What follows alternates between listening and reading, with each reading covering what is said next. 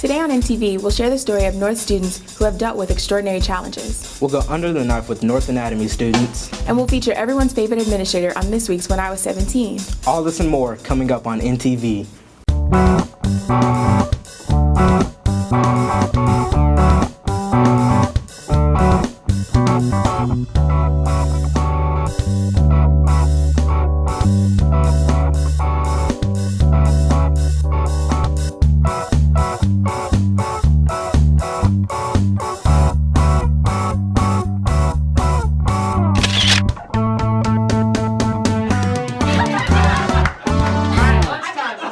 Hi, I'm Jayla Johnson. And I'm Cameron Govan. The relationship between parents and students is often strained at best, but at the end of the day, they are some of the most important people in our lives.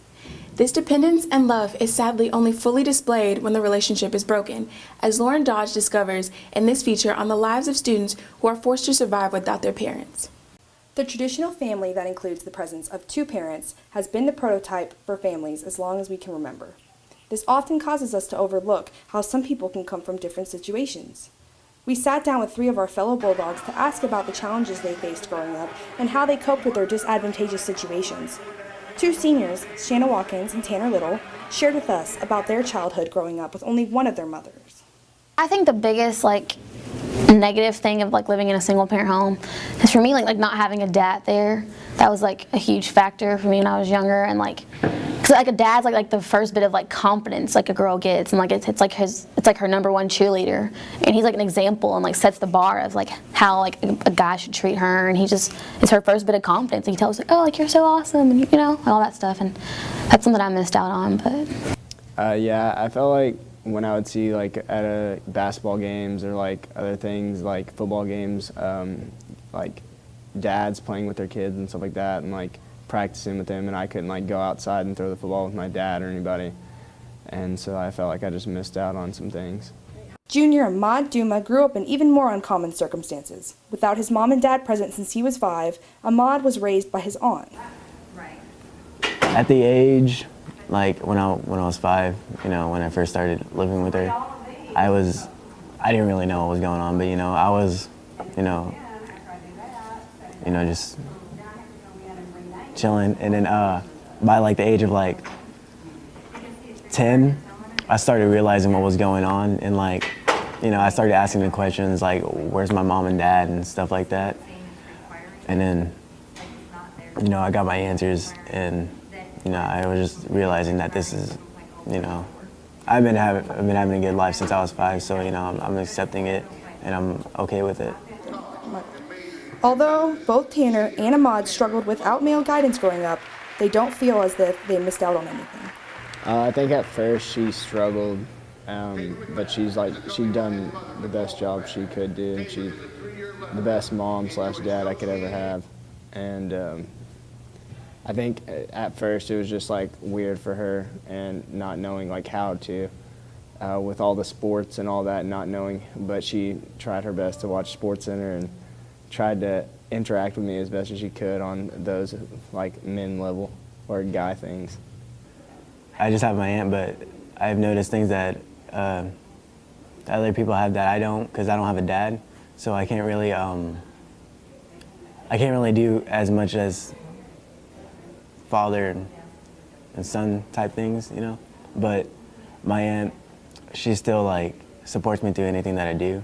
So we still do father type things. We go to football games and stuff like that together. So it's pretty cool that she likes stuff like that. Despite that Shanna doesn't believe her and her mother have a very close-knit relationship, she still sees the advantages her situation has provided her with.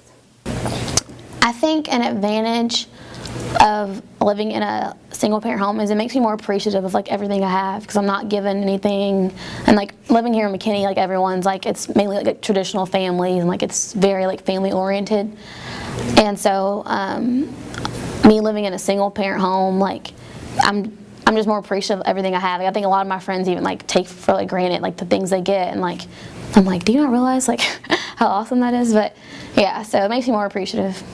We asked our 3 fellow Bulldogs what advice they'd give to someone else in a situation similar to theirs. I would say honestly just join something and meet people and friends and just join clubs or sports and like be out there and have fun. And that's like the best way to me, is that you just meet so many other people that you just take your mind off of things. I would definitely say don't let it like hold you down. Like, of course you're gonna have times when you get sad and you're like, dang, I wish my mom or dad was here to, you know, support me. But I think you should use it as motivation and use it as like a way to like push yourself and make you more determined to like make something better of yourself, so you're not like a single mom, like, you know, like struggling. Like, makes you more determined and just ambitious. This is Lauren Dodge with NTV. Anatomy and physiology is an upper-level science class offered here at North for students who are interested in learning more about the human body. However, this class isn't for the faint of the heart, as students are required to perform a number of dissections throughout the year. Jordan Early with more. For some students, doing dissections is considered something of a rite of passage. For others, it's a nauseating experience. Regardless, the anatomy and physiology classes dissected sheep brains last week. Anatomy and physiology teacher Mrs. Haight tries to include labs as a learning tool in each unit of her curriculum and has several more dissections planned for the school year. We dissected a rat. We will dissect cow eyes, pig hearts. We dissected sheep brains today. We looked at stomach of a pig.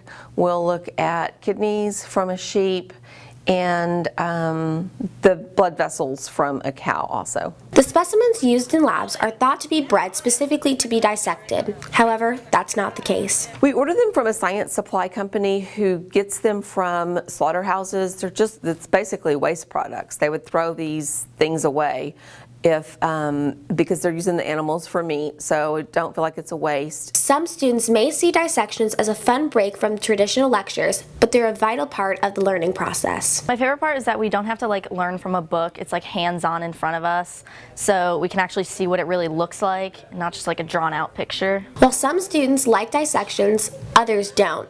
But there's one thing they can agree on. I don't like the smell, and really like touching it kind of grosses me out.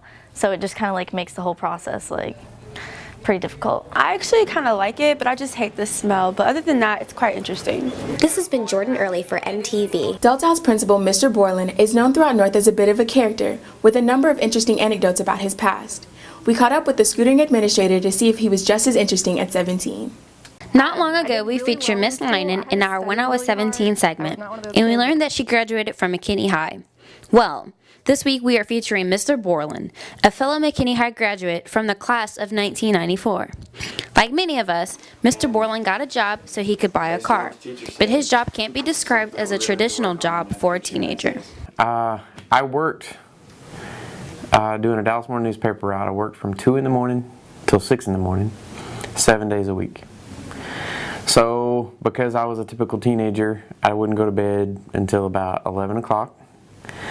Even knowing that I had to get up at 2. So I'd sleep from 11 to 2, and I'd go to work, and I would come back and I would sleep from 6 to 7:30. Mr. Bourland says that working those kinds of hours made it incredibly difficult to stay awake during school. In fact, his efforts to stay awake actually got him in trouble. And it was actually against the rules to chew gum at that time at McKinney High School. And so the only way I could stay awake was to chew gum. Well, then I get in trouble for chewing gum, and I have detention every day washing beakers in chemistry. So I was in a lot of detentions, but it was so I could stay awake. Constant detentions, work, and involvement in school activities kept Mr. Bourland very busy. But that didn't stop him from dating the girl who would later become his wife. They met in their junior English class. I was new to the school because I came in my junior year, and she was new to the school too. So I came in, looked around the room. I remember it distinctly. Looked around the room and I said, "She looks good. I'm going to sit by her."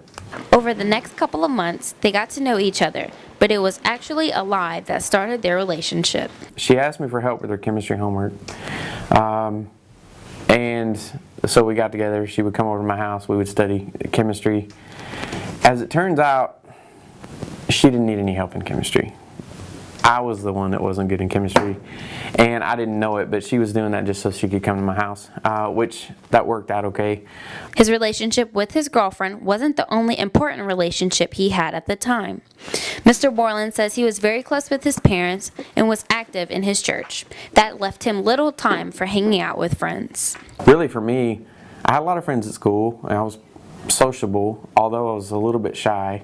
That changed as I got older. But I didn't hang out with a lot of friends outside of school, but I was involved in activities and stuff like that. But a little different than I think most teenagers are. I was always a little bit different. I still am. It's been 20 years since he graduated from high school, and he's had some time to reflect. He says he could have done one thing better. I was that kid always looking for a pen and a piece of paper because I didn't bring them with me. And so I made it work because I graduated, pretty high in my class and all. But I think looking back, I could have been a much better student as far as actually studying the work and being prepared and things like that. I think I could have been better. Next time on When I Was 17, we will see how Mrs. Day's childhood in England differed from the typical American experience. This is Taylor Billiot for NTV. STAR testing has come and gone, but there's still more testing on the horizon. When you have nothing to do, what's your favorite way to kill time? Sleep. You gotta relax and sleep and get that stuff off of your mind. Most of the time, just sit and double check and think about my answers on the test. Usually I get so bored, I just start thinking of lyrics for new songs that I'll be working on. So that keeps me focused when I'm done. I usually close my eyes until I'm unconscious. I plan on what I'm supposed to do when I get home, but it never happens. Usually I pretty much come with, I'm writing a story, and I kind of just come up with things like what's going to happen next, stuff like that. I would just think of just songs to sing in my head. I just stare at other people and wait for them to finish. Well, I look at other people, and then I start judging the way they look and they dress. And I also look at their feet. That's all for this week. And follow us on Twitter at MNHSNTV. Thanks for watching. And have a great weekend, Bulldogs. For students who are interested in tongue twister.